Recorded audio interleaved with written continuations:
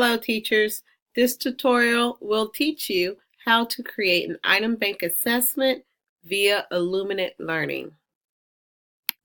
First, you will need to log into Illuminate Learning. When you log into Illuminate Education, the home page will look like this and it will have a bunch of tiles. In order to create assessment, you need to find the tile that says Create an Assessment. There are 4 different types of assessments that you may create. But for item bank, we will go to the last one and click there. Click OK. Now there are 4 different ways that you can create this item bank test. Assessment quick mode is the easiest. However, you cannot do an ELA test with quick mode. You must use standard mode in order to create an ELA test. So I'm going to create an ELA test. So I'm going to leave it on assessment standard mode and click next. Here we want to type a name for our test. So I'm going to call it 5th grade reading review test 5. You may put in a description if you like. Academic year, I would not suggest putting in an academic year. If you plan on using this test in the future, if you put in the academic year, you may only use it for that year that you created it. And again, these things are optional. You can click create. Now you're going to put in your standards that you want to test. So you click type and we're going to go to the standards of excellence, which are all the way at the bottom. And it just says standards of excellence. So Georgia is not on there. You do want to go ahead here and click your language, your subject, and your grade level. Okay. Now you have your standards here. I'm going to click expand all. I suggest you click that so that you may choose your standards at the element level. So therefore, now that it's expanded, I can see exactly which standards that I may want to test for my students.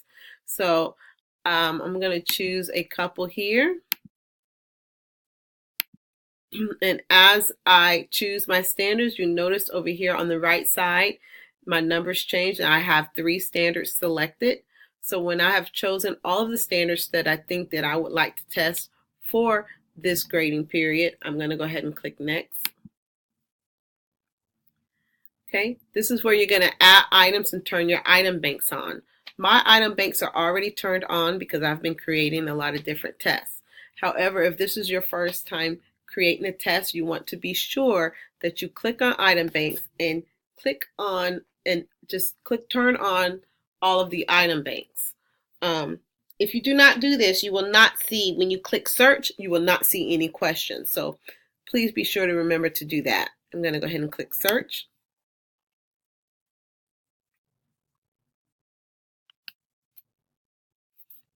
Now it is searching. It has searched for passages that go with the standards that I requested.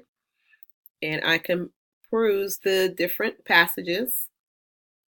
As I've read the passage, I have 6 questions that match the standards that I chose that also go with this passage. Okay, so I can come down here and I see that these questions match the standards that I chose. And if I like those questions, I will just click the add button. Now, to go back and show you something else, right here we have 13 questions total that go with that passage. Now those 13 questions may not reflect the standards that I chose in the beginning, but they still do go with the passage. So if I wanted to see those, all I would have to do is click 13 total and it would bring up all of the questions that are related to that passage. Again, if I like them, I would just click add. You see here I have some part A, part B type questions. The click to show rationale and item info, this tells you where the question came from, what the correct answer is, why students might have chose the wrong answers. That's the rationale. Maybe they did not remember Nicholas was upset. So is very detailed, and it tells you where these questions came from. You can give feedback on the question. If you think a question is wrong, this is where you would do that. So that's pretty cool. Okay, as I choose different questions over here on my right, my numbers are changing. I have 1 passage total so far, 3 standards and 2 questions. This is the name of the passage with the 3 questions and the standards that I can see here that I still don't have any questions that go with that standard that I was trying to test, so I can come back and peruse and look some more to see if I can find one that goes with that standard, so I'm getting all of the standards that I want to test for this grading period. When you see standards in red, that means those are standards that we did not choose initially, but may still go with that passage. So if you are already choosing, if the question has some standards that are standards you have already taught, then by all means, go ahead. You can choose that. Or if you just want to go ahead and let the kids try them out, go right ahead. Here is telling you that you didn't select these standards, but if you still want to add them, you can. If you want to just take off the standard because you don't want to include it in your data analysis, you can do that as well. But I'm going to go ahead and leave them on so that the students know what standards they might have missed or got correct. And so now I have 8 standards for items 1 passage, which is a lot of standards. Okay. For time's sake, I'm going to keep going so I can show you what's next. All right, step 4 is optional. This is just where I want to go over and review what I've chosen, see if it's everything that I liked, if it's the standards that I wanted. You can click next. Step 5 is if you would like to print the test. You do have that option. Now, if some of your questions are technology enhanced or web only, then of course you will not be allowed to print that. But there are times where you won't have any questions that are web only. And I can show you, I'm going to go back to the questions to show you where you will know that. Here, if it has a little computer monitor, that's technology enhanced. If it has the pencil, that means you can print it and write it. Okay, so I'm going to go back to here.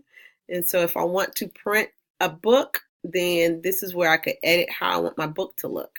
If I want to have a bigger font, if I want to change the font face, the size, if I want my constructed response spacing to have 1 line, 2 lines, 5 lines, this is the area where I would do that. I'm going to click next. All right, so this last page is where you can publish your assessment. Before you do that, you have some data analysis options. So you can enable different types of things. So when you're ready to analyze your data, if you want to look at the depth of knowledge or Bloom's taxonomy, you're actually going to have to click enable question groups. Enable question groups. It looks like it's already enabled, but you have to click it to enable it. It's a little backwards with that. Definitely want to enable your passage, those type of things. And that is the end of how to create an item bank assessment.